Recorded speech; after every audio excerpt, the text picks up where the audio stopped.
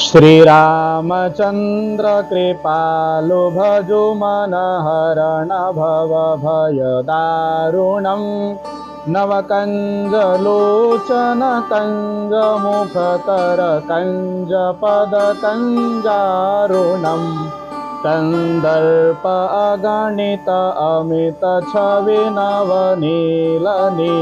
रजसुन्दरम् पटपीतमानहु तडित रुचि शुचि नौमि जनकसुतावरम् भज दीनबन्धु दिनेशदा नवदैत्यवंशनिकन्दनम् रघुनन्द आनन्द कन्द कुशलचन्द्र दशरथनन्दनम् शिरमुकुटकुण्डलतिलकचारु उदारो अङ्गविभूषणम् आजानुभुज सरचापधर सङ्ग्रामजितखरदूषणम् इति वदित तुलसीदास शङ्कर शेषमुनिमनरञ्जनम्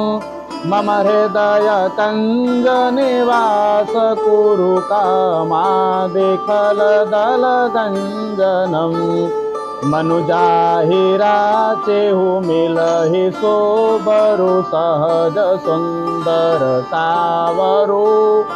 करुणा निधान सुजानसे लुसने हो जानत रावरो एहि भाति गौरी अशेष सुनिसिय सहित हिय हर्षि अले तुलसी भवानी पूजी पुनि पुनि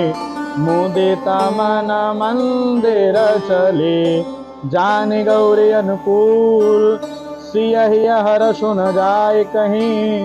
मंजुल मंगल मूल दामयंग फरकन लगे सियावर रामचंद्र की जय।